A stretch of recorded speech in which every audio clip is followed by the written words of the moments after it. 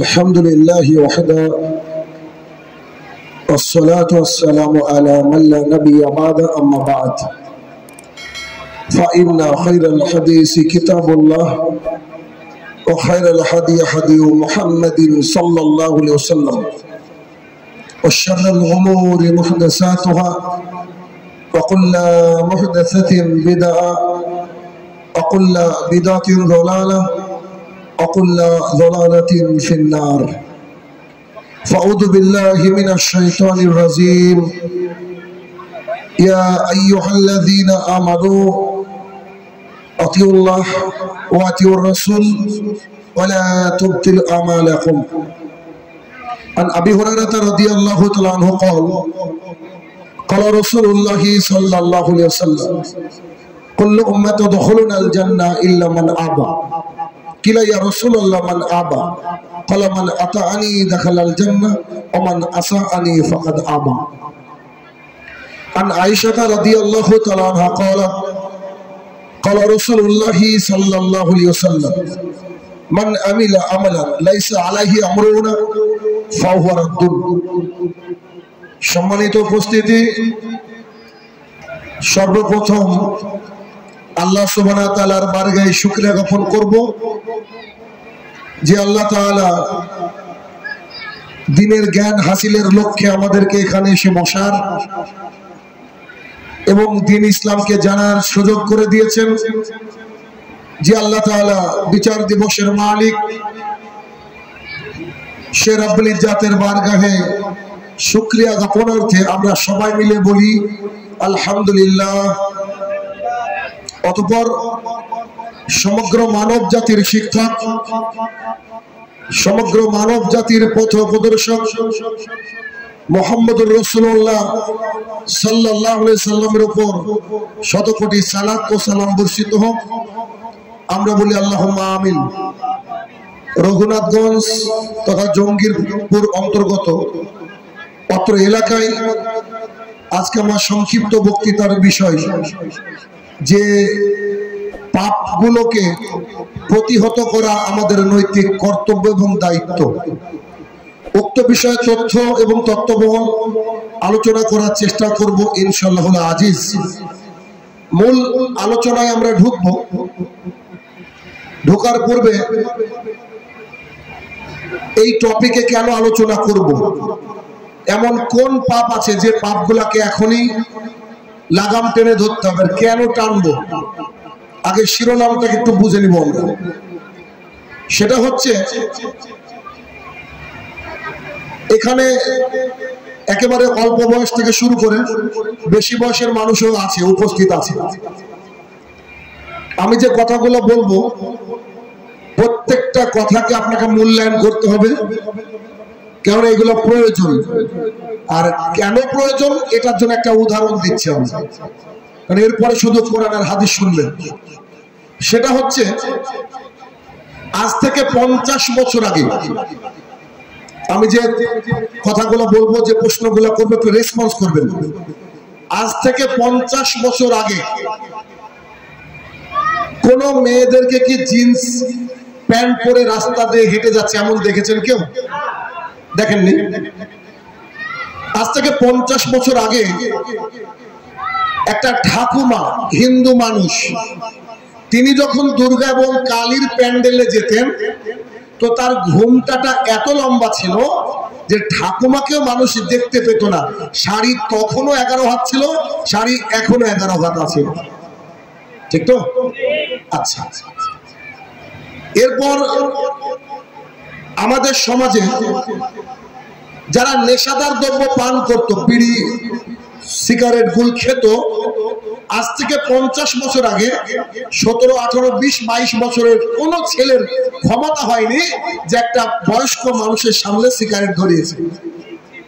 তখনও খেত, কিন্তু গোপনে সম্মান করত। আজকালকার ছেলেরা তাদের স্কুলের স্যারদেরকে দেখলে আর সম্মান করে না, বরং ইয়ার্কি করে। কথাগুলো বাস্তবতা বলছি তো, বুঝছেন তো এই কথাগুলো? আচ্ছা, আজ থেকে 50 বছর আগে কোন মহিলা জিন্স পরতো না, কোন মহিলা টি শার্ট গায়ে দিত না।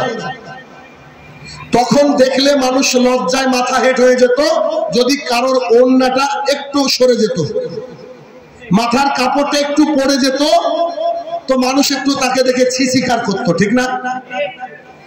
সেই 50 বছর আগে দেখা লোকগুলা আজকে সমাজে জীবিত আছে, এখনো অনেকে আছে।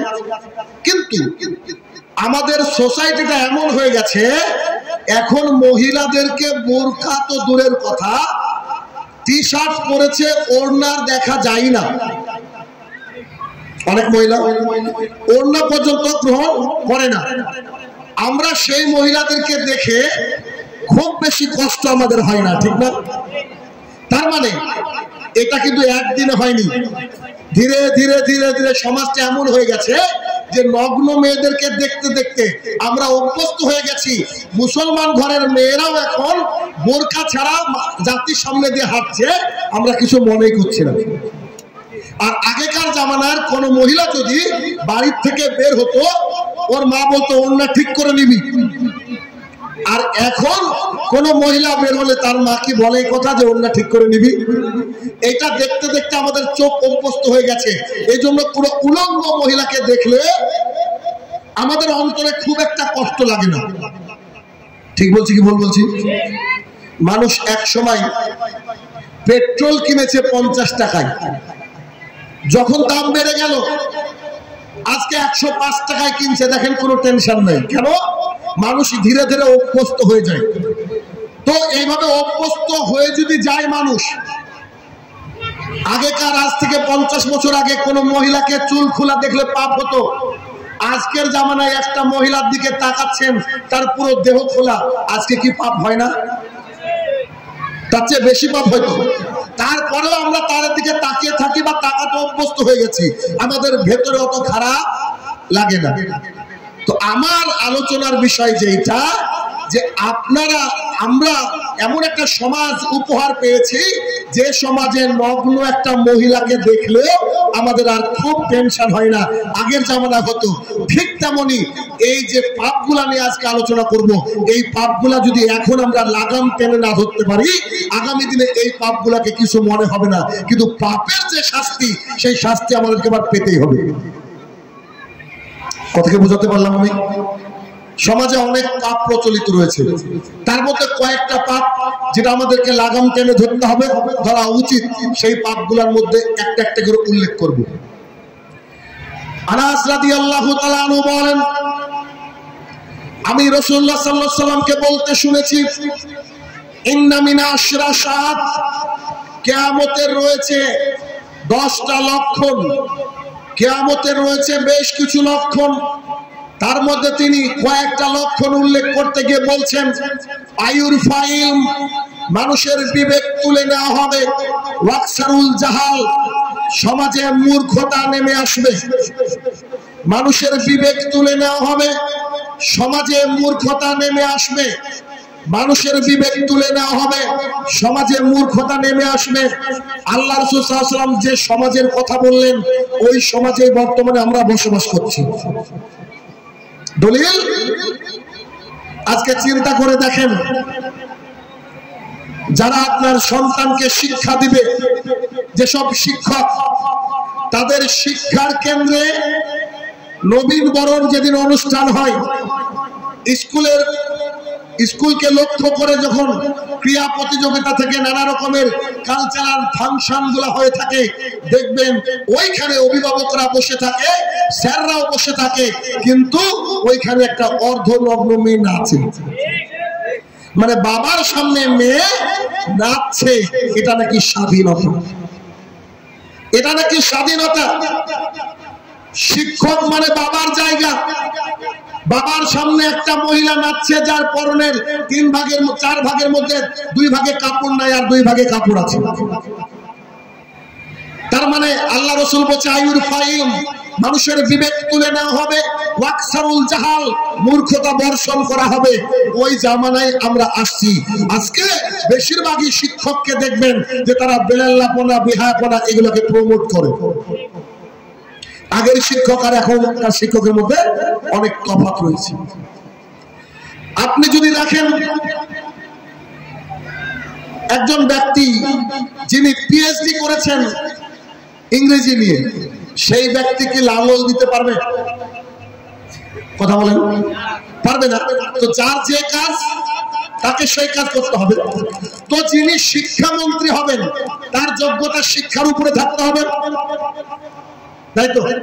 কিছুদিন আগে ক্লাস 10-এর একটা মেয়ে বাচ্চা, কেরালার শিক্ষামন্ত্রী, কেরালা ওইদিকে একটা অনুষ্ঠান হচ্ছিল, তো তিনি একজন শিক্ষামন্ত্রী এরকম করে মঞ্চে বসে আছেন, আর ওই মহিলাটা বলছে আমি একটা প্রশ্ন করব, এই প্রশ্নটা আপনি আমাকে বলেন। মানে তিনি সিলেবাসের ব্যাপারে একটা প্রশ্ন করেছেন।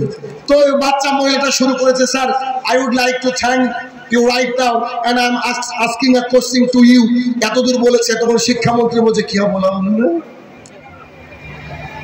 শিক্ষামন্ত্রী মূর্খ, শিক্ষামন্ত্রী মূর্খ। আল্লাহ রাসূল বলেছেন আইউর ফাইল, মানুষের বিবেক তুলে নেওয়া হবে, ওয়াকসারুল জাহাল, মূর্খতা বর্ষণ হবে। আমাদের শিক্ষামন্ত্রী বর্তমানে জেলে, তিনি শিক্ষার উপরে পিএইচডি করার দরকার ছিল, আর ও পিএইচডি করেছে যৌনবিদ্যার উপরে। ওর এই বয়সের গার্লফ্রেন্ড। তার মানে আল্লাহ রাসূল যে বাক্যগুলা বলে গিয়েছে দেখেন। কিছুদিন আগে ক্রিকেটের ফাইনাল ম্যাচ হলো বোধহয়, ভারত আর কার সাথে খেলা হয়েছিল। তো যখন ভারত হেরে গেল, ওই বীরভূমের ওই দিককার একটা ছেলে গলায় দড়ি দিয়েছে, কেন? ভারত হেরে গিয়েছে, কনফার্ম জান্নাতি।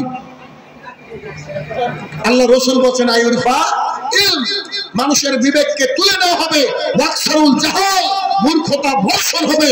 1450 বছর পূর্বে আল্লাহ রাসূল যে সমাজে দাঁড়িয়ে কথাটা বলছেন, ওই সমাজটা আমরা পেয়েছি, আমরা দুর্ভাগা, ওই সমাজটা আমরা পেয়েছি। প্রত্যেকটা সেক্টরে আপনি যান, গেলে দেখতে পাবেন যে এরকম মূর্খতা বিরাজ করছে। আজকে আমাদের সরকারকে আমেরিকায় ভিসা দেওয়া হয় না, কারণ জিজ্ঞাসা করা হলো যে কি ব্যাপার, তাকে ভিসা দেওয়া হয় না কেন? বুঝে he didn't speak in English properly, সে ইংরেজি বলতে পারে না, ঘোড়ার ডিম করতে ভিসা দেবে? প্রধানমন্ত্রী বলতে পারে না ইংরেজি, মানে সবাইকে চালাচ্ছেন যিনি। আল্লাহ রাসূল বলেন আইউল ফাকিম, মানুষের বিবেক তুলে নেওয়া হয়েছে। বাংলাদেশের একটা ঘটনা দেখলাম, একজন বাবা মারা গিয়েছে, তার কবরকে খনন করা হয়েছে। কবর যখন খনন হয়ে গেছে, তার নিজের ছোট সন্তান গিয়ে কবরের মধ্যে শুয়ে পড়েছে। সাংবাদিকরা উপস্থিত হয়ে গেছে, ঘটনা কি? তোমার বাবার কবরে তুমি শুয়েছো, বাবা মারা গিয়েছে তার জন্য দুঃখে নাকি? সেই সন্তান কবরের মধ্যে শুয়ে বলছে যে আমাকে যতক্ষণ না সম্পদ ভাগ করে দেওয়া হবে, ততক্ষণ আমার বাবার কবরে বাবাকে নামাতে দেব না। আইউল ফাকিল, মানুষের বিবেক চলে গিয়েছে। ওয়াকসারুল জাহাল, মূর্খতা বর্ষণ হচ্ছে। নিজের কলিজার টুকরা বাবা মারা গিয়েছে, বলছে যতক্ষণ না ভাইয়েরা জমি ভাগ করবে, আমার ভাগে যতটুকু পাচ্ছি আমাকে আগে দিবে, তারপরে কবর হবে। আল্লাহ রাসূল বলছেন এমন একটা জামানা আসবে, এই জামানায় তোমরা দেখবে শুধু মূর্খতা আর মূর্খতা, চারিদিকে মূর্খতা, চারিদিকে মূর্খতা। আপনারা বলেন, একটা ইয়াং ছেলে যার বয়স 12, 14, 15, 16, সেই ছেলের হাতে যদি এইরকম একটা অ্যান্ড্রয়েড মোবাইল থাকে আর জিওর ফ্রি নেট থাকে, নিশ্চয়ই ছেলেটা রাত্রিবেলা ডক্টর জাকির নায়েকের বক্তৃতা শুনবে। কি যে দেখবে এটা তো সবাই বুঝেছেন, বুঝেছেন তো? কি দেখবে? একটা ছেলে যখন 11 ক্লাস পাস করা হচ্ছে, 12 ক্লাস পাস করে যাচ্ছে, আমাদের দেশের সরকার তাকে টাকা দিচ্ছে মোবাইল কেনার জন্য, মোবাইল কেনার জন্য। আরে কত কষ্ট! এই কেরালার একটা জায়গার নাম হচ্ছে প্রেম বাবুর, আর একটা জায়গার নাম হচ্ছে ক্যালাডি। এই প্রেম বাবুর আর ক্যালাডিতে যখন আমি গেলাম, একটা প্রোগ্রামের জন্য গিয়েছিলাম, সেখানে গিয়ে দেখলাম গোটা মুর্শিদাবাদের মানুষ ওই প্রেম বাবুর আর ক্যালাডিতে আছে। এলাকার লোক নাই, আছে না কেরালাতে? গোটা প্রেম বাবুরকে দখল করেছে, হাজার হাজার মানুষকে এই কেরালার বুকে খাচ্ছে, সবাই শ্রমিক। তারপরে কোটেম ডিস্ট্রিক্টে গেলাম প্রোগ্রাম করতে, ওখানে গিয়ে দেখছি মালদার দিনাজপুর, কেরালায় 100% শিক্ষিত। আজকে আমরা এতটা বঞ্চিত হয়েছে মুর্শিদাবাদ, যে আমাদেরকে তো আমি মনে মনে ভাবছিলাম যে আমাদের কত ওই লেবার, আমরা তো লেবার, মুর্শিদাবাদের মানুষ তো লেবার, বাইরে লেবারই করতে যাই। এই মুর্শিদাবাদের মানুষকে প্রাইজ দেওয়া উচিত সরকারের তরফ থেকে। প্রাইজের নাম হবে লেবার স্ত্রী। কথা বুঝেন? ওখানে গিয়ে দেখছি রাস্তায় হাজার হাজার লোকজন দাঁড়িয়ে, ওটা নাকি লাইনের কাজ বলা হয়, লাইনের কাজ। কেরালার লোকজন আসছে, হাট্টা কাটা যুবক দেখে নিয়ে যাচ্ছে, 5 জনকে নিয়ে যাচ্ছে, 50 জন দাঁড়িয়ে আছে। কত কষ্ট দেখেন। আজকে শিক্ষা ব্যবস্থার অবস্থা এত খারাপ যে আমাদের রাজ্য থেকে কেরালায় যেতে হচ্ছে কাজ করতে। আল্লাহ রসুল বলছে আইন ফাইল, আমাদের বিবেককে তুলে নেওয়া হয়েছে। একটা মা বাবার উচিত তার সন্তানকে ভিক্ষা করে হলো পড়াতে, অথচ একটা মা বাবা তার সন্তানকে যখন 12-13 বছর হয়ে যাচ্ছে বলছে বাবা তুই কেরালায় যায়, অনেক অনেক টাকা পাওয়া যায়। কত কষ্টে ইনকাম করে তারা জানেন? তার মানে আগামী দিন যদি এরকম শিক্ষার হার হতে থাকে, আমাদের এই সমাজটা কোথায় যাবে একবার চিন্তা করে দেখুন। এখন আর হাই স্কুলে ছেলে মেয়েরা ওইভাবে যায় না, খেয়াল করবেন। আগে যেমন দল বেঁধে সাদা পোশাকে স্কুলে যেত, এই দৃশ্য চোখে পড়ে আর দেখবেন আর সে আমাদের চোখে পড়ে না। শিক্ষাকে একেবারে ধ্বংস করার চেষ্টা করছে এদেশের সরকার। কেন? মানুষ শিক্ষিত হলে প্রতিবাদ করবে, যাতে করে প্রতিবাদই না করতে পারে তার ব্যবস্থা করা হচ্ছে। আল্লাহ রসুল বলছে আয়ুর পাল, মানুষের বিবেক তুলে নেওয়া হচ্ছে। মূর্খতা বর্ষণ হচ্ছে। রাসূলুল্লাহ সাল্লাল্লাহু আলাইহি ওয়াসাল্লাম বলেন এমন একটা জামানা আসবে যে জামানায় তোমাদেরকে যারা শাসন করবে, যারা শাসক শ্রেণীর হবে, তারা হবে রুয়াইবেজ, তারা হবে ইতর শ্রেণীর মানুষ, তারা হবে অশিক্ষিত, তারা হবে বর্বর। আপনি খেয়াল করে দেখেন আমাদের ভারতবর্ষ যারা শাসন করছে বেশিরভাগই অশিক্ষিত, বেশিরভাগই মূর্খ। আমাদের মসজিদের যারা কমিটি তারা বেশিরভাগই অশিক্ষিত, বেশিরভাগই মূর্খ।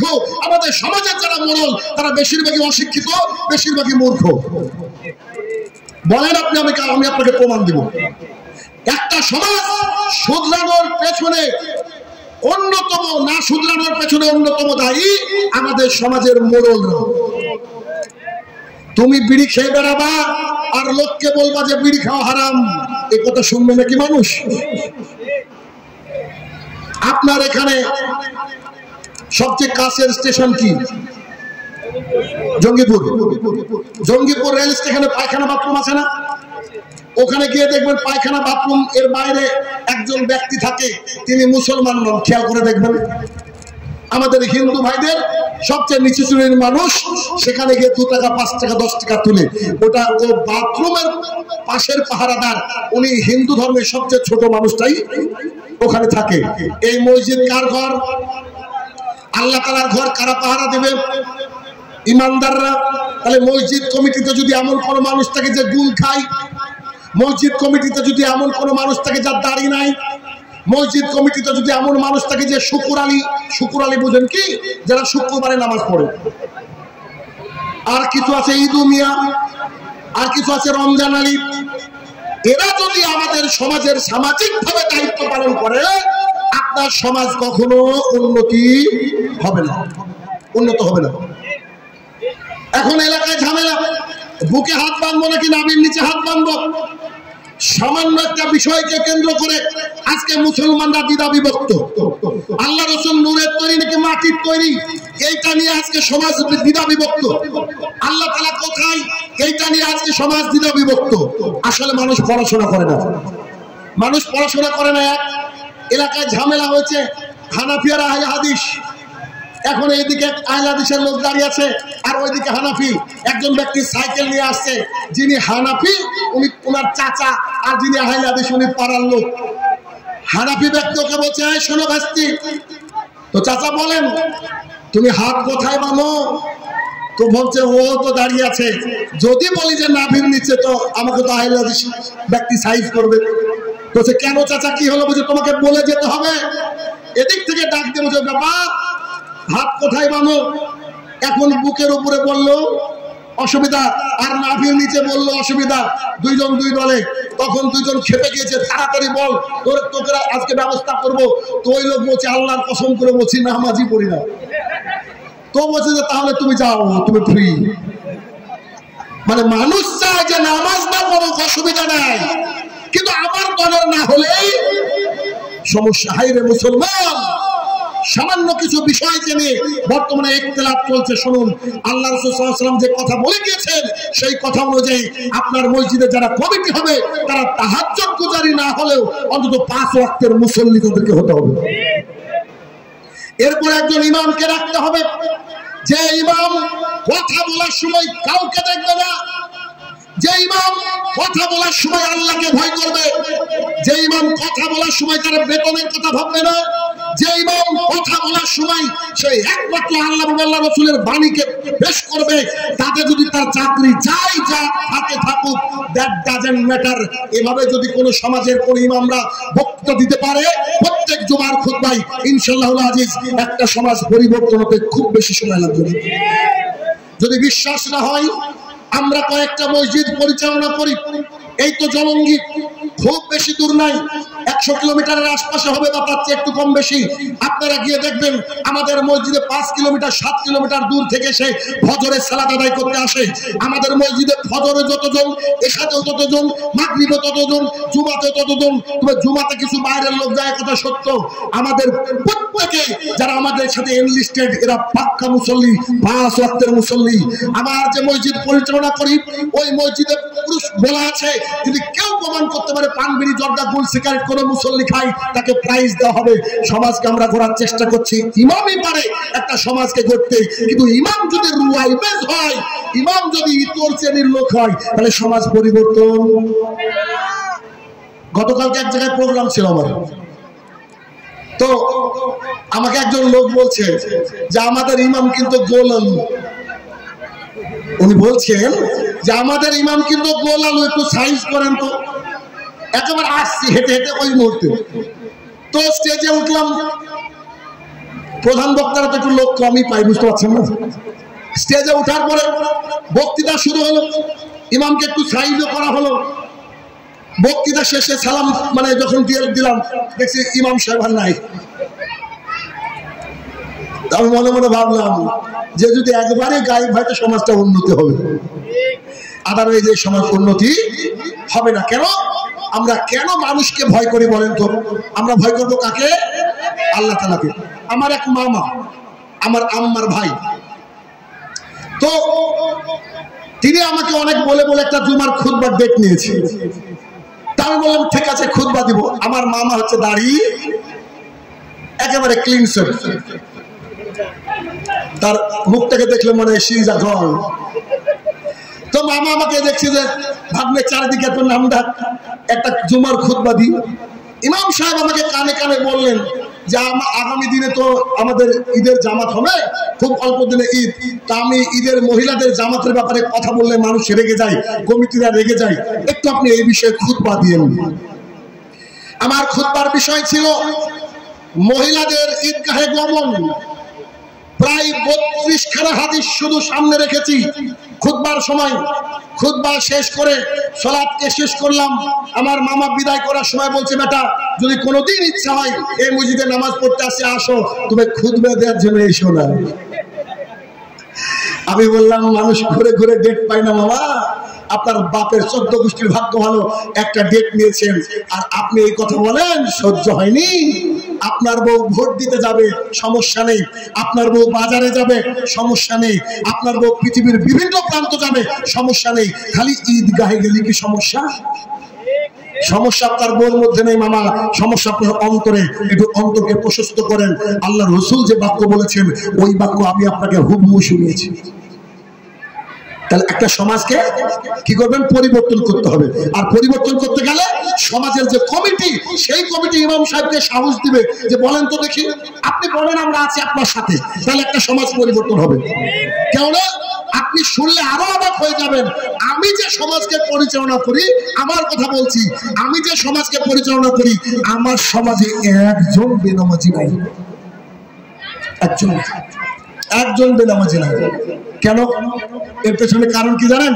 আমি ঘোষণা দিয়ে দিয়েছি, আমার মুসল্লিরা যারা 5 ওয়াক্ত সালাত আদায় করবে না, তারা তাদের বাড়িতে যদি কারোর বিয়ে লাগে, আমি শাহিনুর রহমান বিয়ে পড়াবো না। 2, 5 ওয়াক্ত সালাত ছাড়া যদি আমার মুসল্লিরা কেউ মারা যায়, তার জানাজা আমি করবো না। কুকুরের মতো পুঁতে রাখবো। ওইটা যদি আমার বাপ হয় তারপরেও আমি এই কথার উপরে অটল থাকবো। ওই হুঙ্কারে আমার বাপ অন্তত 5 ওয়াক্ত সালাত ধরেছে, আলহামদুলিল্লাহ। কারণ দেখেন, আমরা আপনাকে কষ্ট দিয়ে ফজরে যদি ডাকি, একটু যদি কষ্ট হয়, এই কষ্টটা আপনাকে আমি দিলাম, এই কষ্টটা আমার কি লাভ আছে বলেন তো? গোটা পৃথিবীর মানুষ যদি আজকে নামাজ শুরু করে দেয়, আল্লাহর যায় আসে? গোটা পৃথিবীর মানুষ যদি নাফরমানি করে, আল্লাহর যায় আসে? কিন্তু আল্লাহ তাআলা যে জাহান্নামের কথা বলেছে, আজকে মানুষকে আমরা হয়তো বুঝাতে পারিনি। তাই ওই জাহান্নামের বিষয়টা যদি মানুষ বুঝতো, তাহলে কেউ ফজরে ঘুমিয়ে থাকতে পারতো না, কেউ থাকতে পারতো না, বিশ্বাস করেন। তাহলে 1 নম্বর যে সমস্যা, সেই সমস্যাটা কি? মানুষের টাকা থাকুক আর না থাকুক। এই কথাটা কেন বললাম? দেখবেন কোন কমিটিতে যখন সিলেকশন হয় মানুষের, দেখে যে কে সবচেয়ে বড় লোক, কার বেশি টাকা, কার বাড়িতে বন্ধনের লোন আছে, এরা হচ্ছে সমাজের সমাজপতি। এই সমাজপতি দিয়ে একটা সমাজ পরিবর্তন হবে না। এমনও মূর্খ লোক আছে জানেন, এমন মূর্খ লোক আছে, এক লোক ইমামতি শুরু করেছে, ইমামতি শুরু করে পর্দার উপরে ওয়াজ করেছেন। পর্দার উপরে ওয়াজ করার পরে যখন বক্তৃতা শেষ হয়ে গেছে, খুতবা শেষ হয়ে গেছে, সভাপতি সাহেব বলছে, ও ইমাম সাহেব হয়ে আপনি লুচ্চা। বুঝে কেন? আমার বউ শাড়ি পরে ঘুরে বেড়ায়, তুমি আমার বউকে দেখেছো আর ওই সেম খুতবাজকে দিয়েছো। কোরআন থেকে বলেছে 33 নম্বর সূরা 33 নম্বর আয়াত বলেছে, কি অপরাধ তার? বলেছে অনেক মহিলা শাড়ি পরে, আর সভাপতি মনে করছে আমার বকি বোধহয় বলছে, ওখান থেকে ছেড়ে দিয়েছে উনি ইমামতি। বলছে গ্রামের মানুষ সহজ সরল হয়, গ্রামে চলে গিয়েছে। গ্রামে গিয়ে এবার খুতবা ভাবছে যে খুতবা যাই দিই না কেন, এই ওইভাবে আর বয়ান করবো না। তো সে বলেছে যে যারা সালাত আদায় ঠিকঠাক করে না, এ ব্যক্তি কাফের। সভাপতি ডেকে বলছে যে তুমি তো জানোই আমি শুক্রবারে আসি, তুমি আমাকে কাফের বানিয়ে দিলা। তোমাকে বেতন কে দেয়? কাল থেকে লালগোলার টিকিট কেটে দেবো, বাড়ি যাও। ও চলে গেছে আর এক জুমাই, ও ভাবেছে এবার আর বাংলায় খুতবা দেবো না, খালি আরবি পড়বো। উঠে আরবি পড়েছে, নো প্রবলেম। আরবি পড়ার পরে এবার কিরাত শুরু করেছে, সূরা ফাতিহা পড়েছে, তারপরে বলছে ইয়াসিন আল কুরআনিল হাকিম, সুন্দর করে তেলাওয়াত করে শেষ করে দিয়েছে। এবার যিনি ক্যাশিয়ার, তিনি তার বাড়িতে নিয়ে গিয়ে বলছে, যার সাথে আমার সবচেয়ে বড় শত্রু, তার নামও তুমি করলা, আবার তার বাপের নামও করলা। বুঝতে পারলেন না? ইয়াসিন ওর বাপের নাম, তার নাম করলা। বলছে ঠিক আছে, তোমার চাকরি আমি নোট করবো না, তো সামনে খুতবায় আমার নামে সূরা পড়বা। লোকের নাম কি? বাবুর। বাবুরের নামে কোন সূরা আছে নাকি কোরআনে? কত বড় মূর্খ, মূর্খ দেখেন তো। ভাবছে যে কি করবো, সবাই মূর্খ, মানুষ তো আরবি বোঝে না, বেশিরভাগই আরবি বোঝে না। এই জন্য আমাদের যেসব মসজিদে আরবিতে খুতবা হয়, তারা যদি কিয়ামত পর্যন্ত খুতবা দেয়, একজন মানুষকে নামাজি বানাতে পারবে না। কেন? দেখবেন 80% লোক ঘুমায়, যে মসজিদে খুতবা হয় 80% লোক ঘুমায়। ঘুমায় কি ঘুমায় না? কেন? ও জানে যে ইমামও বুঝে না, আমিও বুঝিনি, ঘোড়ার ডিম করবো, গরম ভাত খেয়ে বউ পাঠিয়েছে, আর উপরে ফ্যান চলছে, আর এখানে তো এসি আছে গো। এসে মারলো ঘুম, এক একজন আমার নাকও ডাকে। এটা বাস্তবতা আমার কাছে আছে, আপনাকে দেখাচ্ছে। এবার ও ভাবছে কি করবো, আল্লাহ চাকরি তো বাঁচাতে হবে। আল্লাহু আকবার, সূরা ফাতিহা শেষ। এবার বলছে ইয়া বাবুর আনতা খিনজির ওয়া আবুকা কালবুন, শুরু করে দিয়েছে কিছুটা। ও খুব খুশি, মাশাআল্লাহ, এই হচ্ছে আমার নামে সূরা, আর আবুকা মানে বাপ, তাই না? তো জি, খুব সুন্দর। উনি বললেন, হে বাবুর, তুই হচ্ছে শুয়োর, ও আবুকা খিনজি, তোর বাপ হচ্ছে মানে কুকুর, কালবুন। বুঝেনি? তখন তার চাকরিটা কি থাকলো? স্টে থাকলো। আমি আপনাকে বলি, আমাদের মসজিদে, যেটা জলঙ্গির মসজিদ, ইসলাম মসজিদ, আমি ভাবলাম যে আমি যেখানে যাই, যদি খুতবার আগে যাই, তো আমি তো আর বসে থাকতে পারবো না। আমি প্ল্যান করে বাড়ির থেকে বেরিয়েছি, গলার অবস্থা খারাপ, খুতবা দিব না, কিন্তু 2 মিনিট পরে ঢুকবো। ইমাম দাঁড়িয়ে গেলে সালাম দেওয়ার পর তারা আমাকে বলতে পারবো না খুতবা দেন। আমি ঢুকেছি, তো যেই বয়ান করুক না কেন, যেই কথা বলুক না কেন, আমি কিন্তু খুব শুনি। আমি সব জায়গা থেকে শিখি, কথা বুঝেননি? আমি সব জায়গা থেকে শিখি। তা আমি বসে আছি, একেবারে মনোযোগ সহকারে খুতবা শুনছি। আমার জানা হাদিস গুলাই বলছে, হঠাৎ করে দেখি পাশ থেকে একজন ব্যক্তি নাক ডাকছে। এরকম লোক আছে নাই? দেখছি নাক ডাকছে, পাশে দেখে আমি ভাবলাম নাক ডাকা লোক যদি পেয়েছি তাহলে ঘুমাবে এমন লোক তো আছে। খুতবা আমার কান শুনছে আর আমি চোখ আমার খুঁজছে কে কে ঘুমাচ্ছে একটু দেখি। 2 থেকে 3 জনকে বুঝতে পারলাম যে ঘুমাচ্ছে, বুঝলেন? তো আমাকে একটু মানুষ বেশি ভয় করে, যেমন কোরআন হাদিস বলি লাঠি তো ওইরকম আর কি। তো এখন খুতবা যে শেষ করেছে, একটা পরিচিত বক্তা, চিনেন সবাইকে ওনাকে, তো খুতবা শেষ করেছে, করার পরে আমি উঠে বলছি যারা যারা ঘুমাচ্ছিলেন ওযু করে আসেন। আমি দাঁড়িয়ে কথা বলেছি, আমার উপরে আর কথা বলার ওখানে কেউ নাই মসজিদে। ওখানে রাহুলও আছে, আরো সবাই আছে। তাই বললাম যারা যারা ঘুমাচ্ছিলেন একটু ওযু করে আসেন, ঘুমালে মানুষের ওযু থাকে না। বিশ্বাস করেন কেউ ঘুমায়নি, কেউ ঘুমায়নি। খুতবার লাঠিটা হাতে নিয়ে বললাম আমি কিন্তু 3-4 জনকে দেখেছি, প্রায় 25 থেকে 26 জন উঠে গেল আপনার এই ওযু করতে। বলছে ভাই একটু দাঁড়ায়েন। আপনাকে বাস্তবতা বললাম আমি, এত তথ্যবহুল আলোচনার মধ্যে যদি মানুষ ঘুমায় তো খালি আরবি বললে ঘুমাবে না তো কি করবে বলছেন আপনি? এই জন্য আমাদের সামাজিক যারা মোরাল দায়িত্ব করবে, সামাজিক যারা নেতা হবে, তাদেরকে হতে হবে শিক্ষিত, কোরআন এবং সুন্নাহ মানতে বলা। তারা যদি কোরআন এবং সুন্নাহ মানে, তারা যে ইমামকে নিয়োগ করবে, তাহলে একটা সমাজ পরিবর্তন হবে। কেন? বছরে একবার জলসা দিয়ে অত পরিবর্তন হবে না। পরিবর্তনের মেন জায়গা হচ্ছে জুমার খুতবা, কেননা মানুষ সেই দিন আশা করে যায় যে আজকে কিছু শুনবো। এটা ইমাম সাহেবকে 1 সপ্তাহ পড়াশোনা করতে হবে, 20-30টা হাদিসকে মুখস্থ করতে হবে, না পারলে কিতাব নিয়ে দাঁড়িয়ে একটা একটা করে হাদিস বলবে। প্রত্যেক জুমায় যদি 2টো করে হাদিস আমরা শিখি, তাহলে আমরা একদিন ইনশাআল্লাহ হাদিসের উপরে যথেষ্ট আমাদের পাণ্ডিত্য অর্জন হবে। তাহলে 1 নম্বর সমস্যা কি? আমাদের সামাজিক যে দায়িত্ব যারা পালন করে এরা রোয়াইবেজ হলে চলবে না। মোরাল যারা সামাজিক দায়িত্ব, যারা মসজিদের দায়িত্ব যারা আছে, তারা কোরআন এবং সুন্নাহ মাননেওয়ালা ব্যক্তি হবে, যদিও সেই ব্যক্তিটা রাস্তায় টোটো চালিয়ে খায়। কার টাকা আছে দেখে লাভ নেই, কারণ আমাদের সমাজ তো ওটাই দেখে যার টাকা আছে। 1 2 নম্বর সমস্যা, পান, বিড়ি, জর্দা, গুল, সিগারেট, এইগুলাকে মানুষ এখন হারাম মনে করে না, মনে করে।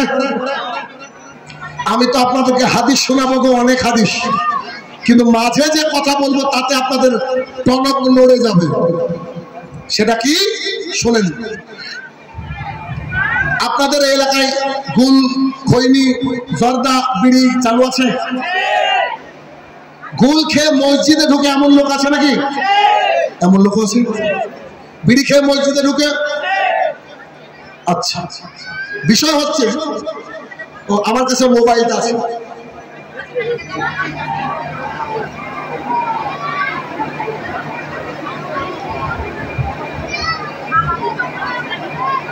এটা একটা গুলের প্যাকেট, স্পেশাল নবাব গুল, সঞ্জীব কুমার সাহা, জিয়াদারা, জীবন্তী, মুর্শিদাবাদ। বলছে নকল হইতে সাবধান। এটা শাইনুর রহমান সাহেব, আপনি কি গুল করেন? জি না। আপনাদের মসজিদ আমি ঢুকলাম, আসার আগে ভাই সাক্ষী, বাথরুমে গিয়েছিলাম আমি। বাথরুমে গিয়ে দেখছি বাথরুমে তাক করা আছে, আপনাদের তাক, তাকের উপর দিয়ে এতটুকু দেখা যাচ্ছে। আমি ভাবলাম কি, টেনে দেখছি এটা একটা গুল। এখন কেউ বলতে পারে শাইনুর রহমান এই হয়তো গুল করে আর আমাদের এলাকায় এসে আমাদের এলাকার মানুষের বদনাম করছে, এই জন্য আমি ভিডিও করে নিয়ে এসেছি যে আমি যে এই প্যাকেটটা পাচ্ছি, এই পাড়ার কিন্তু ভিডিও আমার কাছে অলরেডি আছে। এবার কত বড় শয়তান হলে আল্লাহর ঘর মসজিদে ঢোকার আগে এই গুল করে ঢুকে। কথাকে বুঝাতে পারছি? আচ্ছা, এবার আসেন গুল কি বুঝাচ্ছি। আমি খুব খারাপ মানুষ ভাই, কিছু করার নাই।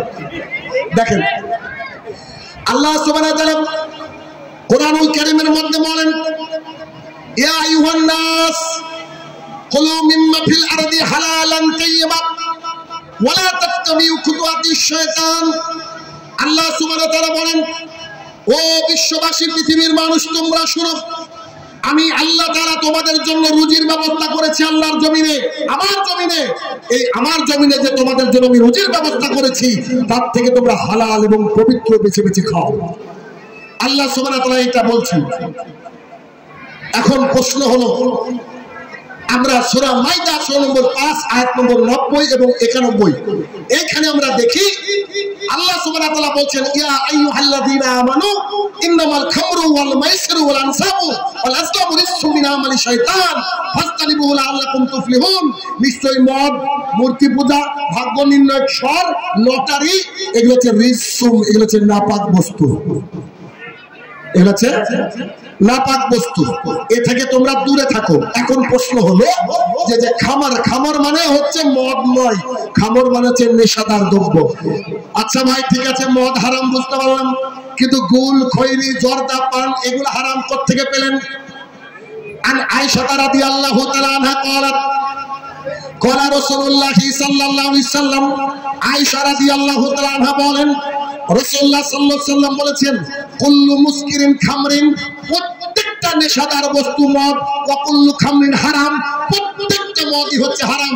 আপনাকে বলি একটু শুনেন, কুল্লু মানে হচ্ছে সব, তো সব যদি হয় তাহলে কি বিড়ি বাদ, জর্দা বাদ?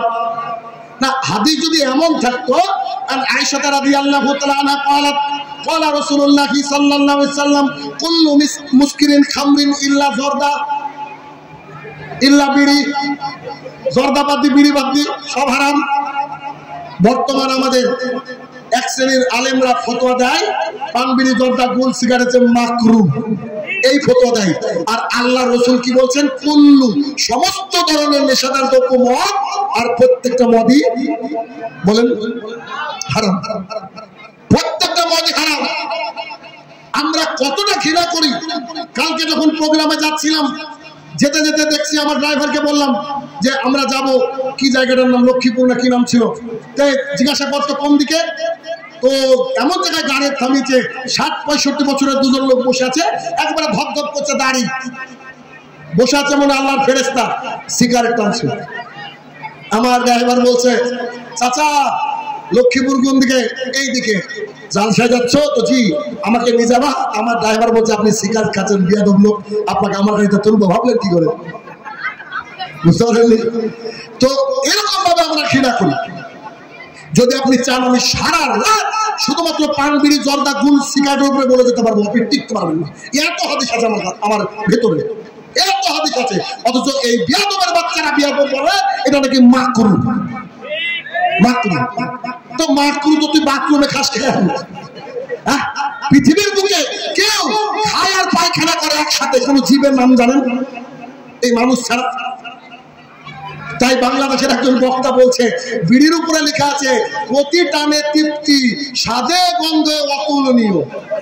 উনি ভাবছেন যে স্বাদে গন্ধে অতুলনীয় কি করে হয়?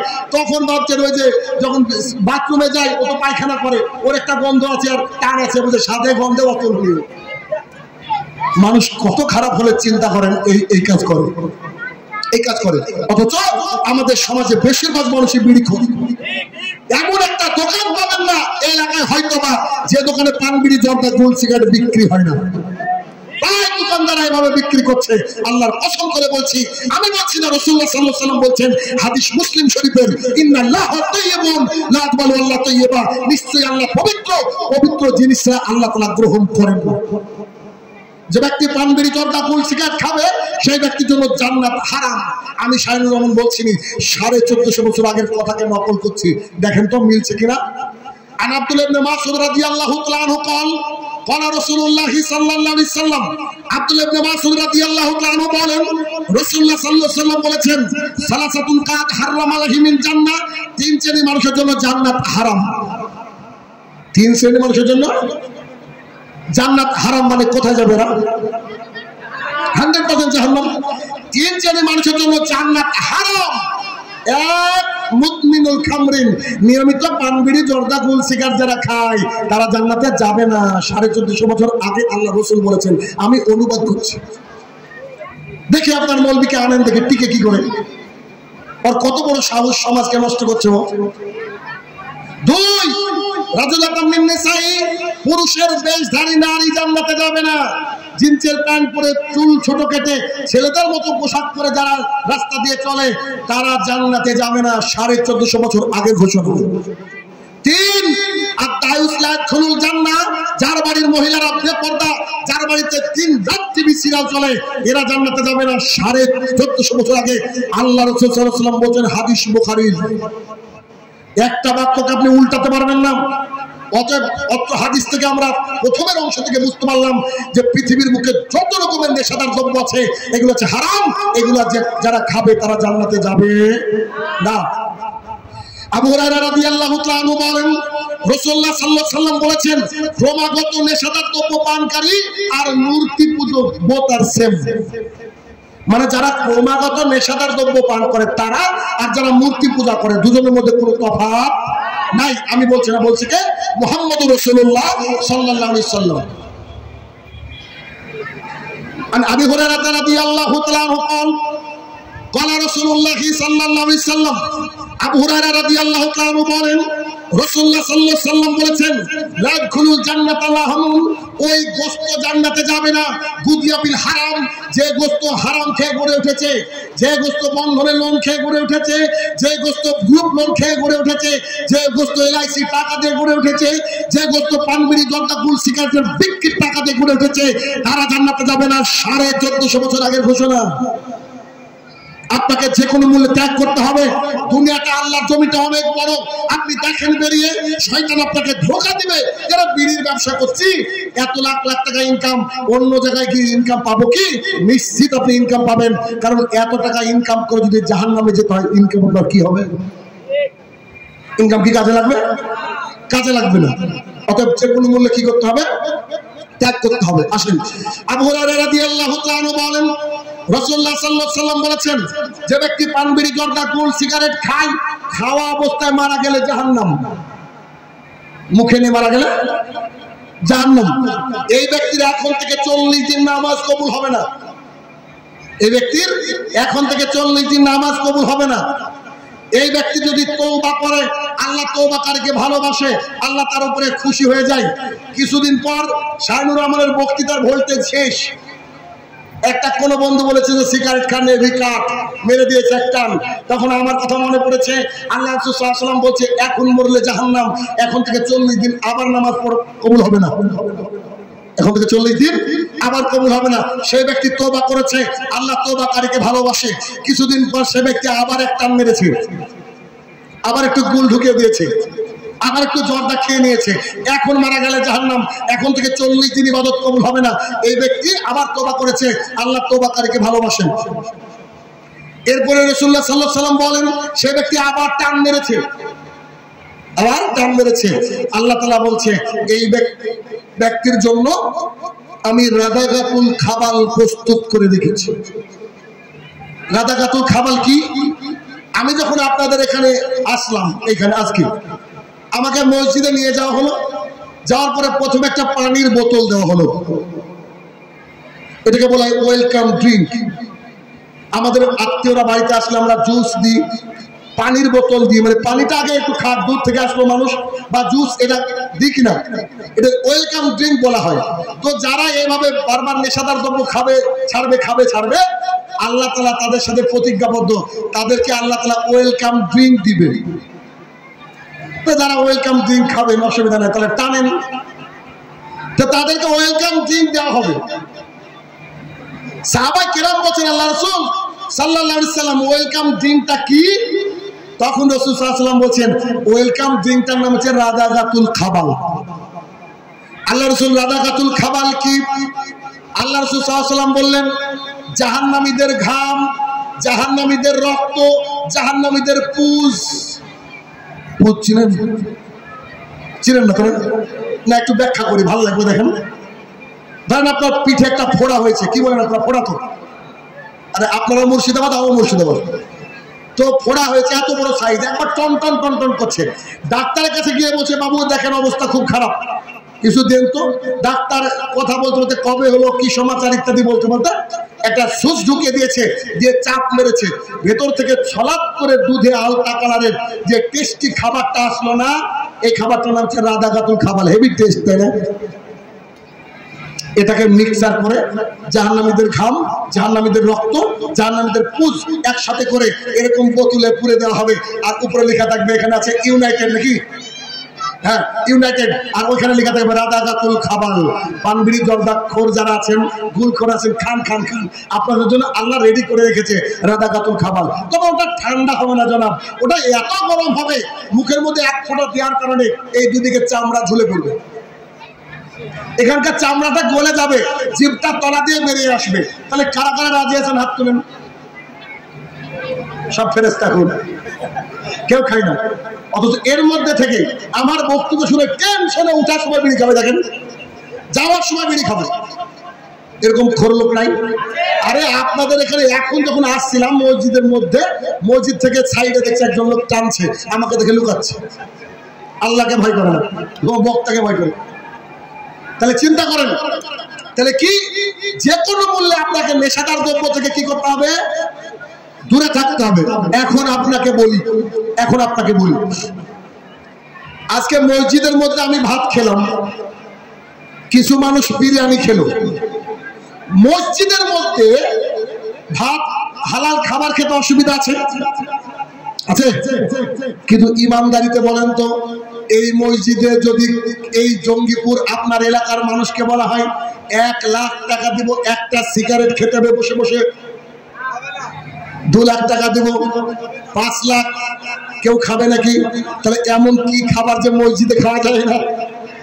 এমন কি খাবার মসজিদে খাওয়া যায় না? অন্তত ওই খাবার বাথরুমে বসে আছে, আমার ক্লিয়ারই হয় না। আসলে নাই, এই যে প্রমাণ তো আমার কাছে আছে, আমি পকেটও পুরে এনেছি। আমার এত খারাপ লাগছিল যে অন্তত আমি দেখাবো পাবলিক কাছে কত বড় হারাম থাকে। দেখেন, আরে বাড়িতে তো খেলো মসজিদের টয়লেটে রেখে দেবো, ওর সাহস কত বড়! একে আল্লাহকে ভয় করে বলছেন আপনি? পরিস্থিতি খুব খারাপ। যেটা বলছিলাম সেটা কি, যে কোনো মূল্যে আপনাকে নেশাদার দ্রব্য থেকে কি করতে হবে? দূরে থাকতে হবে। কেউ না নেশাদার দ্রব্য পান করলে তার ইবাদত আল্লাহ তাআলা গ্রহণ করবেন না। তাহলে সালাত আদায় করছেন, সিয়াম পালন করছেন, সব বাতিল, কোনটা কাজে লাগবে না। অনেক হারামখোর আবার করে কি, এই যে রমজান মাস গেল, ইফতারি করার পরে আগে টান দেয় সিগারেটে, আগে বিড়ি খাই, কি আছে না নাই? এরকম শয়তান অনেক আছে। আমাদের সমাজে প্রতিরোধ করতে হবে যে পান বিড়ি জর্দা গুল সিগারেট ওর দিকে তাকানো যাবে না, একেবারে ওটাকে ডিলিট করে দিতে হবে সমাজ থেকে, সোসাইটি থেকে। আমি আমার এলাকায় আমার এক ভাগ্নের দোকান আছে, প্রথম যখন আজ থেকে 5-7-8 বছর হয়ে গেল বোধহয়, প্রথম যখন তার দোকান থেকে পান বিড়ি জর্দা গুল সিগারেট তুলে দিয়েছি, একজন লোক এসে বলছে, কই গো আমাকে 1 প্যাকেট বিড়ি দাও। তো যে বিড়ি নাই, তো কেন? বুঝে বিড়ি আমাদের দোকান থেকে তুলে দিয়েছি। তো বুঝে তোমাদের গ্রুপ থেকে এলাকা থেকে তুলে দেওয়া উচিত, আমাদেরকে এলাকা থেকে তাড়িয়ে দেওয়া উচিত। কেন? আমরা পান বিড়ি জর্দা গুল সিগারেট দোকান থেকে তুলে দিয়েছি, তাই কত বড় অপরাধ করেছে, ভিটামিন ডি তুলে দিয়েছি। চিন্তা করা যায়? আচ্ছা, তাহলে কি 2 নম্বর, এই 2 নম্বর সামাজিক পাপ, এই পাপকে আমাদের প্রতিরোধ করতে হবে। এর পেছনে কারণ কি জানেন? আরে পান বিড়ি জর্দা গুল সিগারেট আছে, এখন ইনজেকশনের মাধ্যমে নেশা করছে।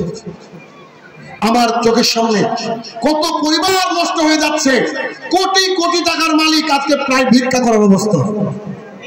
এই শুধুমাত্র এটার কারণে কি অবস্থা, এই নেশাদার দ্রব্য পান করার কারণে।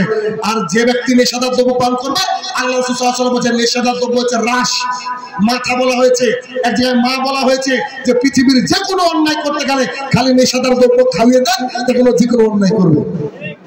যারা মানুষকে হত্যা করে তারা কিন্তু নেশাদার দ্রব্য পান করার পরেই করে। এটা বর্তমান সমাজ।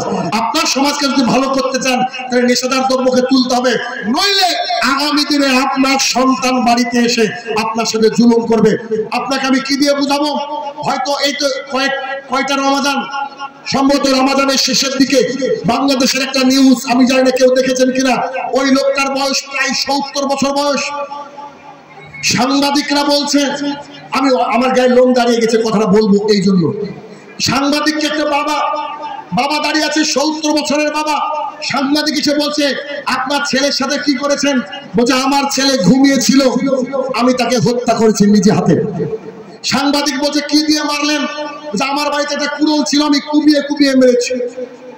নিজের সন্তানকে 18-20 বছরের একটা সন্তানকে নিজের বাবা কুঠার দিয়ে কুপিয়ে কুপিয়ে হত্যা করেছে।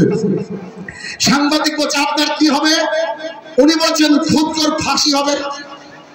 তো বলছে আপনি, আপনার চোখে পানি নাই, আপনার এই সন্তানকে আপনি জন্ম দিয়েছেন নিজে, আবার একটা হত্যা করলেন কেন?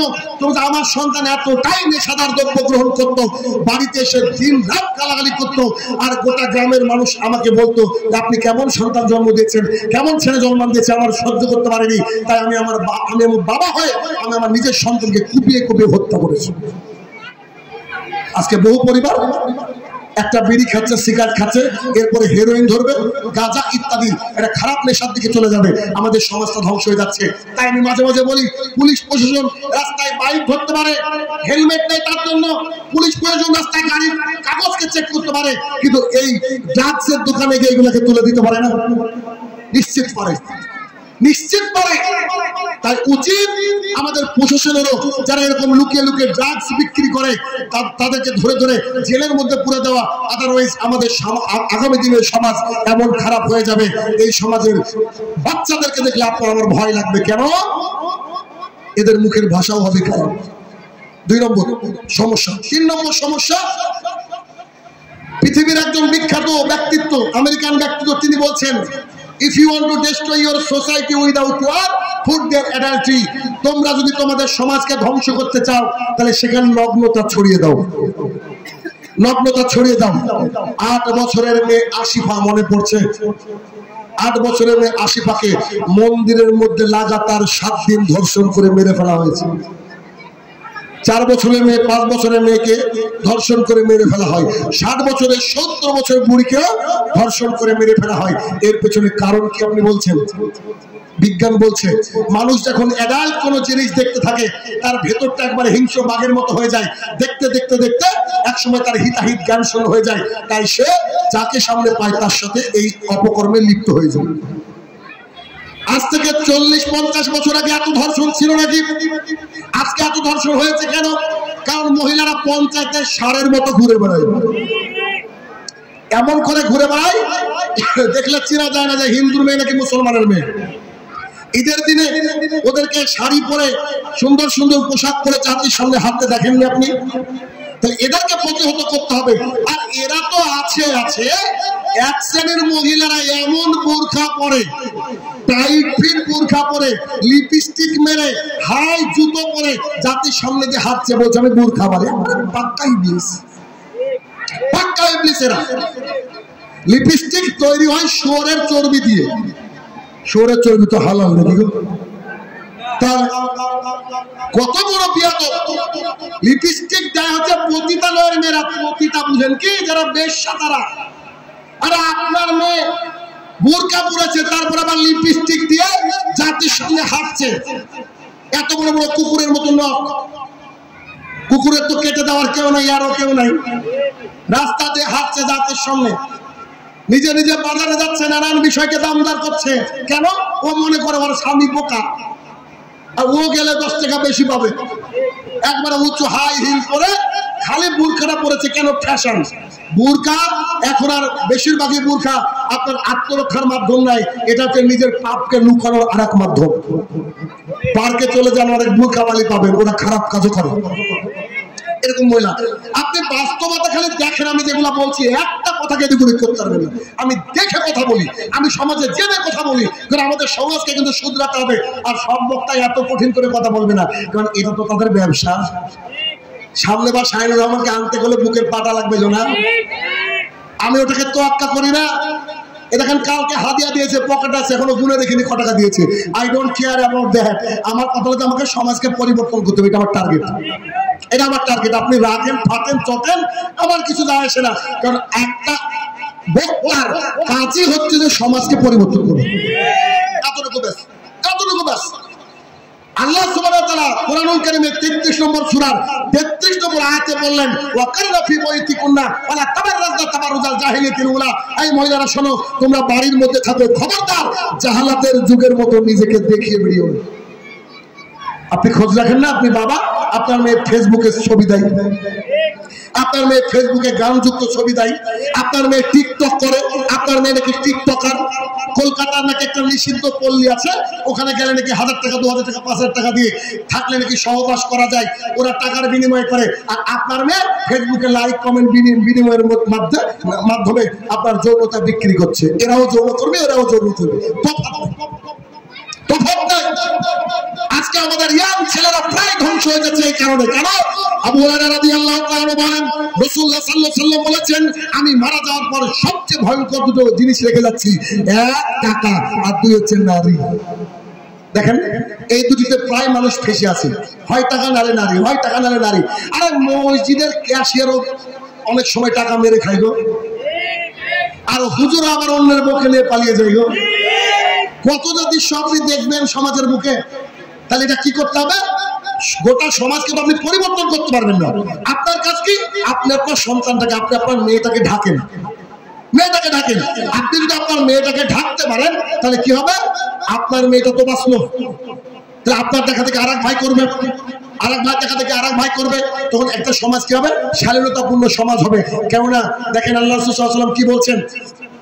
আব্দুল্লাহ ইবনে মাসউদ রাদিয়াল্লাহু তাআলা বলেন, রাসূলুল্লাহ সাল্লাল্লাহু আলাইহি ওয়াসাল্লাম বলেছেন, যখন কোনো মহিলারা বাইরে যায় সেই মহিলাদেরকে শয়তান বলে। তুমি এভাবে যাও, ও বুকে উন্না কেন? উন্না গলায় দাও, গলায় দিয়ে দিয়েছে। চুলগুলো একটু এলোমেলো করো। হাদিস বুখারীর আপনি তাজ্জব হয়ে যাবেন। 1450 বছর আগে পৃথিবীর সবচেয়ে বড় শিক্ষিত মানুষ আল্লাহ রাসূল সাল্লাল্লাহু আলাইহি ওয়াসাল্লাম এই বাক্য বলছে যে মহিলারা যখন বাইরে যায় ওকে ক্ষিপ্ত করে শয়তান, এভাবে যাবা, একটু সাজো। দেখেন ভালো করে খেয়াল করে দেখবেন যে কোন মহিলা বাড়িতে থাকলে ওড়না ঠিক করার দরকার হয় না, কিন্তু রাস্তায় গেলে বারবার ওড়না ঠিক করে। কেন? শয়তানকে ক্ষিপ্ত করে তুলে। বাড়িতে থাকলে এমনি বসে আছে, বাইরে গেলে ওকে ফেয়ার এন্ড লাভলি মারা লাগে। কেন? আয়নার সামনে দাঁড়িয়ে নিজেকে সুন্দর দেখায়। দেখেন আল্লাহ রাসূল সাল্লাল্লাহু আলাইহি ওয়াসাল্লাম কি বলেন, এটাও রাবি আবু হুরায়রা রাদিয়াল্লাহু আনহু, আবু হুরায়রা রাদিয়াল্লাহু আনহু বলেন, রাসূলুল্লাহ সাল্লাল্লাহু আলাইহি ওয়াসাল্লাম বলেন, দুই শ্রেণীর মানুষকে আমি দেখিনি, তারা তো জান্নাতে যাবে না, জান্নাতের গন্ধ পাবে না। সাহাবায়ে কেরাম বললেন, জান্নাতের গন্ধ কত দূর থেকে পাওয়া যায়? আল্লাহ রাসূল বলেন 40 বছরের দূরের রাস্তা থেকে। তাহলে তারা কারা? দুই শ্রেণীর মানুষ যারা জান্নাতে যাবে না। এক, যাদের হাতে গরুর লেজের মতো বাঁকানো লাঠি থাকবে, তারা অন্যায় ভাবে মানুষকে মারবে, তারা জান্নাতে যাবে না। এরা কারা জানি না, তবে সিভিকও হতে পারে। এক একটা সিভিক তো আইপিএস অফিসার রে ভাই।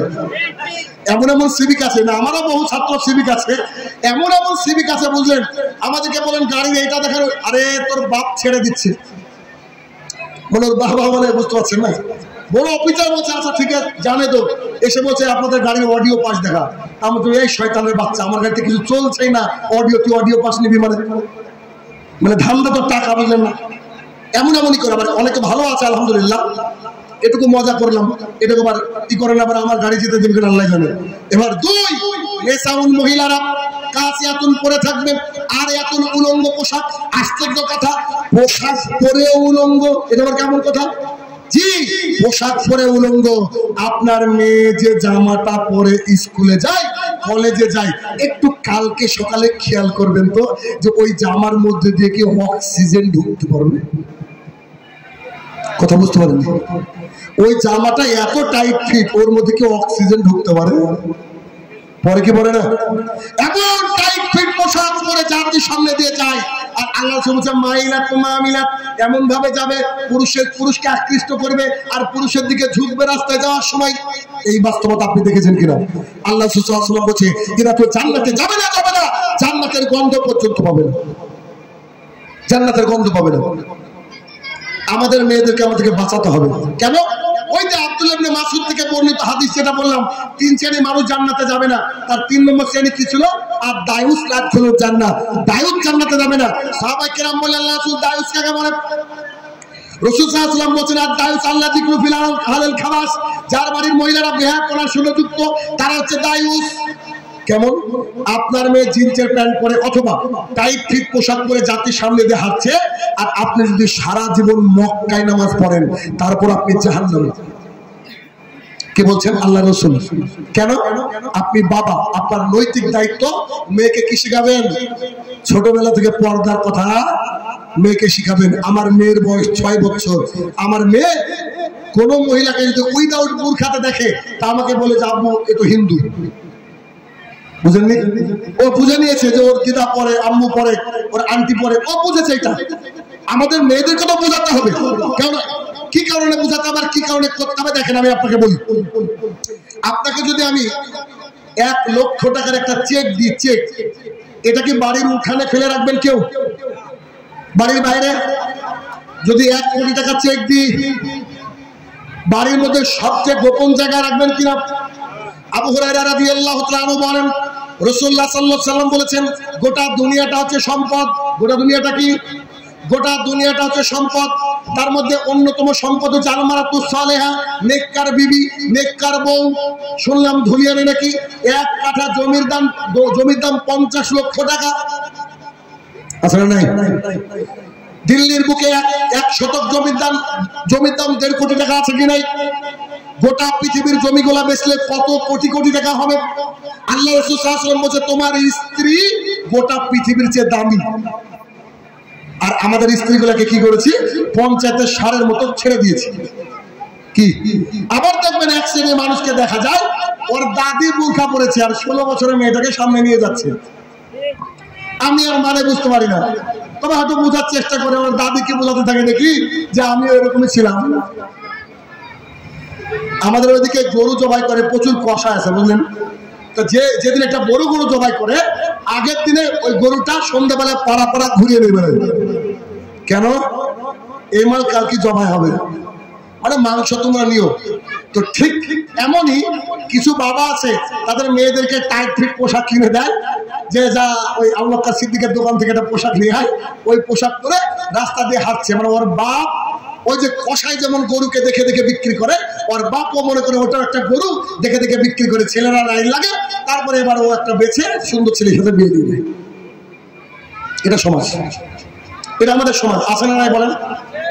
আপনার মেয়ে বোরখাও তো পরে, 90% মহিলা তো বোরখা পরে, কিন্তু ভেতর থেকে সাজে না।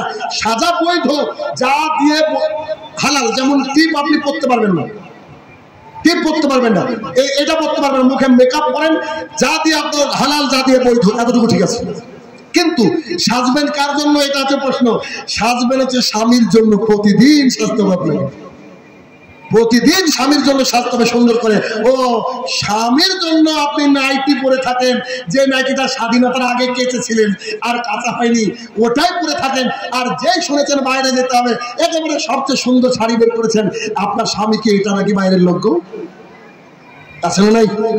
আমাদের স্ত্রীরা বেশিরভাগই এ ধরনের আজে বাজে পোশাক পরে থাকে দেখবেন, কিন্তু তার উচিত ছিল কি সুন্দর করে সাজার। দলিল আয়েশা রাদিয়াল্লাহু তাআলা আনহা বলেন, আল্লাহ রাসূল সাল্লাল্লাহু আলাইহি ওয়াসাল্লাম যখন যুদ্ধ থেকে ফিরতেন, আমরা জানতাম যে তিনি আসবেন। সেই দিন আমরা সুন্দর করে সমস্ত বিবিগণ সেজে থাকতাম। কেন? বউকে দেখলে যেন আমার একটা মেজাজ কেমন হয়ে যায় যে আমি হিরো আর ও হিরোইন। আর বাড়িতে ঢোকার পর ওর পোশাক দেখে মনে হবে যে রুম স্প্রে কোথায় রে, এত বন্ধ কেন? এটা হচ্ছে আমাদের সমাজ। স্বামীর জন্য সাজার দরকার, স্বামীর জন্য সাজে না, সাজে পরের জন্য, সাজে পরের জন্য। আল্লাহ আকবার। এর চেয়ে আমাদের সোসাইটি, এর চেয়ে আমাদের সমাজ, একটা সমাজকে ধ্বংস করার জন্য একটা মহিলার পোশাক খুলে নেওয়াই যথেষ্ট। তাওয়াক্কুল বলে একজন মহিলা, তাওয়াক্কুল, আপনি নেটে সার্চ করবেন, পৃথিবীর বিখ্যাত মহিলাদের মধ্যে এটা একজন। উনি অনেক বড় একজন ব্যক্তিত্ব, একটা কোর্টের জাজ। উনি হিজাব পরে কোর্টে গিয়েছেন, পূর্ণাঙ্গ দেহ ডেকেছেন। থাকার পরে সাংবাদিকরা এসে বলছে, why you covered yourself properly like that? তুমি কেন তোমার গোটা শরীরটাকে এভাবে ঢেকে নিয়েছো? তুমি শিক্ষিতা মহিলা। এখনকার শিক্ষিত মহিলারা কি করে? যে যত বেশি শিক্ষিত ও অত বেশি কম পোশাক পরে, তাই না? সমাজ এরকম হয়ে গেছে। তো ওই মহিলাটা একটা উত্তর দিয়েছিল ইংরেজিতে, দারুণ উত্তর, আমি আপনাদের দিচ্ছি, ভালো লাগবে। ওই মহিলাটা বলছে, যখন আদিম জামানা ছিল, মানুষ যখন নিজের লজ্জাস্থানকে বুঝতো না, কি পোশাক যখন আবিষ্কার হয়নি, মানুষের যখন একটু বুদ্ধি হলো, তো গাছের ছাল দিয়ে তারা লজ্জাস্থান ঢাকলো। ইতিহাসে যান বুঝতে পারবেন। তারপরে একটু বুদ্ধি হলো, পশুর চামড়া দিয়ে লজ্জাস্থান ঢাকলো। আরেকটু বুদ্ধি হলো, পশুর চামড়া দিয়ে পোশাক বানানোর চেষ্টা করলো। আরেকটু বুদ্ধি হলো, এরকম সিট আবিষ্কার হলো, তা দিয়ে পোশাক বানালো। আর আরেকটু যখন বুদ্ধি হলো তখন মানুষ ঝাঁকতে শুরু করলো, আমি তো আর আদম যুগের মানুষ না, আমি মডার্ন যুগের মানুষ, আমি কম বুদ্ধিওয়ালা মানুষ না, আমার বুদ্ধি বেশি, তাই আমি গোটা দেহ ঢেকে নিয়েছি। সুবহানাল্লাহ। বুঝতে পেরেছেন? যাদের বুদ্ধি কম, যারা পাগল, রাস্তায় কিছু পাগল দেখেন না, একেবারে সবকিছু বের করে দাঁড়িয়ে আছে, আসলে নাই? তো তাদের বুদ্ধি কম বলে তো ঢাকতে পারেনি, তো যাদের বুদ্ধি আছে তারা তো ঢাকবে। এরা যেসব মহিলারা নিজের শরীরকে ঢাকে না, এরা হচ্ছে পাগল পাগলি, এদের বুদ্ধি না। রাস্তার পাখে থাকা পাগল পাগলি হলা এও তাই। কি পড়াশোনা করেছেন আপনার মেয়েকে, এ দিয়ে কি উপকার হবে বলেন জাতির? এদের উপকার হবে কি? এদের উপকার নয়। তাহলে কি করতে হবে? আমাদের সন্তানদেরকে ঢাকতে হবে, আমাদের সন্তানদেরকে মানুষ করার চেষ্টা করতে হবে। সুবহানাল্লাহ। 12:36। আল্লাহ, আমি 12টা পরে বক্তৃতা করি না গো, হুশি নাই আমার, আর 5 মিনিট ব্যাস। তো বিষয় হচ্ছে কি, যে আমাদের যে সমাজ দেখেন, আমাদের যে সমাজ, এই সমাজটাকে আমাদেরকে সুন্দর করার দায়িত্ব আমাদের নিজেদের, ঠিক না?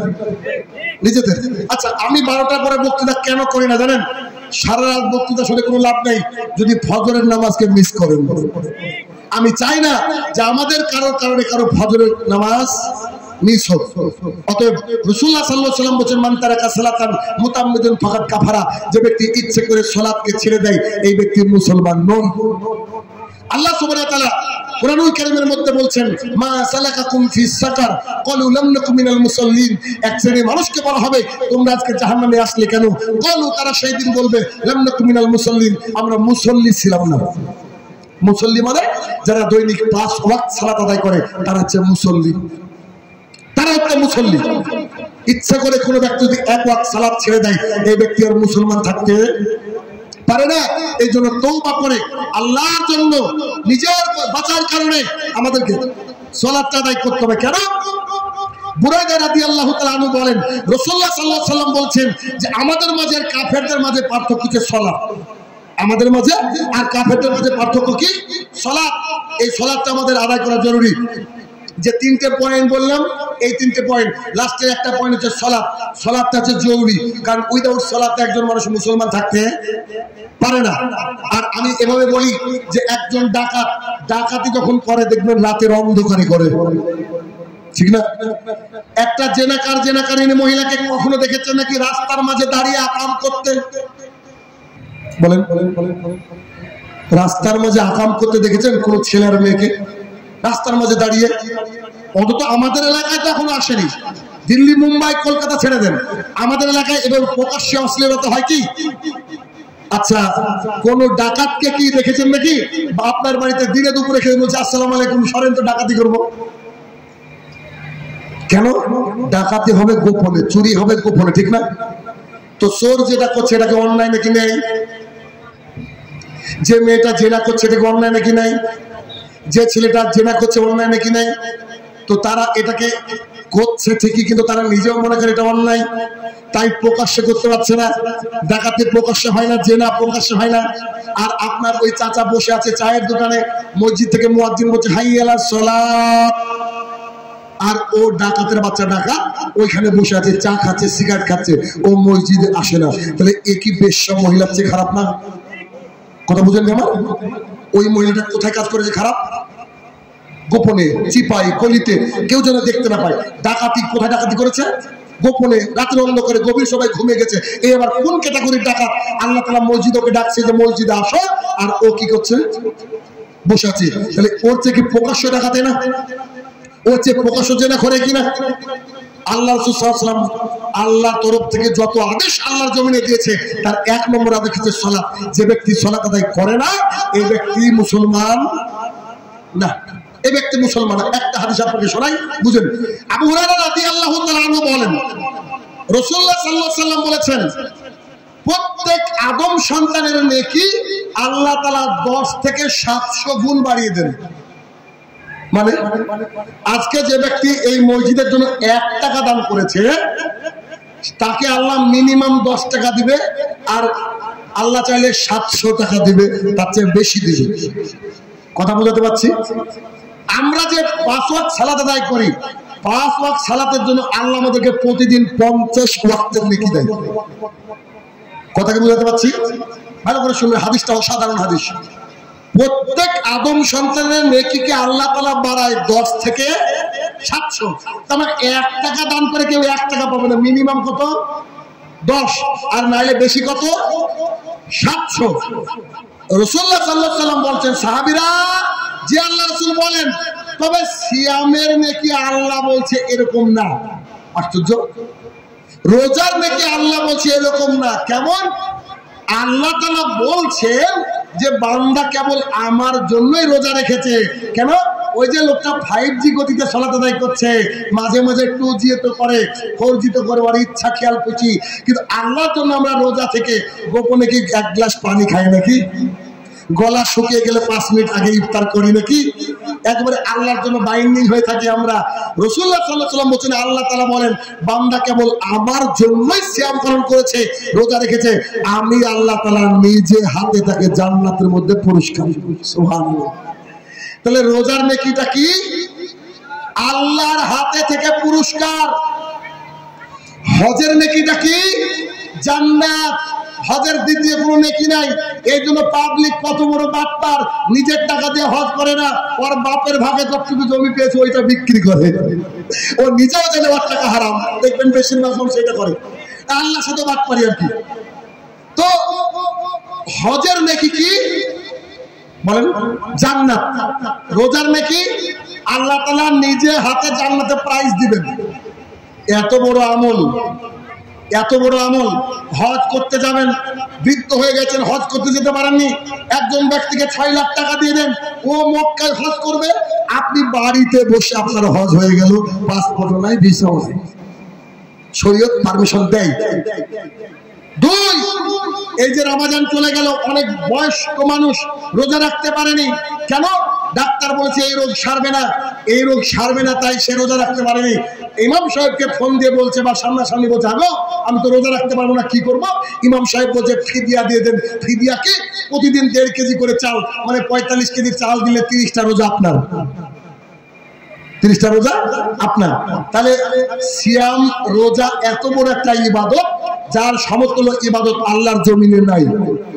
রোজার সমতুল্য ইবাদত আল্লাহর জমিনে নাই। তা বদল চলে নিজে না পারলে। হজ যার বিনিময় জান্নাত, তা বদল চলে নিজে না পারলে। কিন্তু সালাতের ব্যাপারে আব্দুল্লাহ ইবনে উম্মে মাকতুম রাদিয়াল্লাহু আনহু বলেন, আল্লাহ রাসূল আমি অন্ধ মানুষ, আমি কি বাড়িতে সালাত আদায় করার অনুমতি পাবো নাকি? রাসূলুল্লাহ সাল্লাল্লাহু আলাইহি ওয়াসাল্লাম বলছে, তুমি কি আযান শুনতে পাও? জি, you have to come to the mosque, তোমাকে মসজিদে আসতে হবে। যে বুঝেননি? অন্ধ মানুষেরও ছাড় নাই, মসজিদে আসতে হবে। আল্লাহ রাসূল বলছে দাঁড়িয়ে সালাত আদায় করো, পারি না। বসে সালাত আদায় করো, পারি না। শুয়ে সালাত আদায় করো, পারি না। প্যারালাইসিস হয়ে গেছে, চোখের ইশারায় সালাত আদায় করো। পানি দিয়ে ওযু করে সালাত আদায় করতে হয়, পানি নাই। তায়াম্মুম করো, তায়াম্মুমের জন্য মাটি নাই, প্যান্টে পায়খানা করে ফেলেছেন, ওই অবস্থায় ইউ হ্যাভ টু প্রে, আপনাকে সালাত আদায় করতেই হবে। সালাত এমন একটা জিনিস, বিকল্প কোনো রাস্তাই নাই, সালাতকে আদায় করতেই হবে। এটা অন্য কেউ আদায় করে দিলে হবে না। এই জন্য জুমার দিনে যত লোক, ফজরে অতজন লোক হতে হবে, তবে সমাজ শুধরাতে হবে। আর সমাজ শুধরানোর টিপস শুরুতে বলেছি। অতএব নিজেকে শুধরে নেন। আজকের বক্তৃতার শেষ হাদিস, আবু উমামা বাহিলী রাদিয়াল্লাহু তাআলা আনহু বলেন, আল্লাহ রাসূল সাল্লাল্লাহু আলাইহি সাল্লাম, না শেষ হাদিস না, আরেকটা বলবো, তার জন্য আরেকটা হাদিস। আবু উমামা বাহিলী রাদিয়াল্লাহু তাআলা আনহু বলেন, আল্লাহ রাসূল আমাকে এমন একটা আমল বলেন, খুব দামি আমল, ভালো আমল বলেন, ওটা আমি করব। আল্লাহ রাসূল বলছে, আবু উমামা, যে আল্লাহ রাসূল বলেন তুমি রোজা পালন করো, সিয়াম রাখো, সিয়ামের সমতুল্য নেকি আল্লাহর জমিনে নাই। সুবহানাল্লাহ। বাড়ি থেকে বলবেন। আল্লাহ রাসূল সাল্লাল্লাহু আলাইহি সাল্লামকে দ্বিতীয়বার বললেন, আরেকটা আমল বলেন যেটা ভালো আমল। আল্লাহ রাসূল বলছে, আবু উমামা, যে আল্লাহ রাসূল বলেন তুমি সিয়াম পালন করো, সিয়ামের সমতুল্য কোন নেকিযুক্ত আমলই দুনিয়াতে নাই। আবু উমামা বলেন, আল্লাহ রাসূল আরেকটা ভালো আমলের কথা বলেন। রাসূল সাল্লাল্লাহু আলাইহি ওয়াসাল্লাম বলছে, আবু উমামা, যে আল্লাহ রাসূল বলেন তুমি সিয়াম পালন করো, সিয়ামের সমতুল্য নেকিযুক্ত আমল আল্লাহর দুনিয়াতে নেই। কথা কি বুঝতে পারলাম? হজও নাই, উমরাও নাই, কিছুই নেই। আল্লাহ সিয়াম এত ভালোবাসেন, এই জন্য এই একটা হাদিস বলবো, এই জন্য এই হাদিসটাকে টানার জন্য এই শেষ হাদিস। আবু আইয়ুব আনসারী রাদিয়াল্লাহু তাআলা আনহু বলেন, রাসূলুল্লাহ সাল্লাল্লাহু আলাইহি ওয়াসাল্লাম বলেছেন, যে ব্যক্তি রমাদানের 30টা সিয়াম পালন করলো, পূর্ণাঙ্গ সিয়াম পালন করলো, তারপরে এই মাস শাওয়াল মাসের 6টা সিয়াম পালন করলো, সে যেন সারা বছর সিয়াম পালন করলো। এটা কেমন? 30টা রোজাকে যদি 10 দিয়ে গুণ করেন কত হয়? একটু আগে বললাম না, প্রত্যেক আদম সন্তানের আমলকে নেকিকে কত বাড়ানো হয়? মিনিমাম 10। তাহলে 30টা রোজা ইনটু 10 কত হচ্ছে? 300। আর 6 ইনটু 10 360, আরবিতে 360 হয় বছর।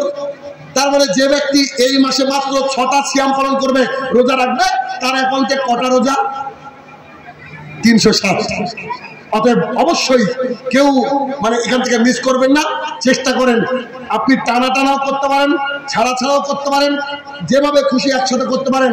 তবে যেসব মায়েরা ঋতুবতী হয়েছেন ওই রমাদানে, যাদের রোজা ভেঙে গিয়েছে, ফরজ কাজা আছে, তারা তাড়াতাড়ি তুলে নিয়ে এই সিয়াম পালন করেন। মানে ফরজকে আগে তুলতে হবে, তারপরে এই সিয়াম পালন করেন, অনেক নেকির।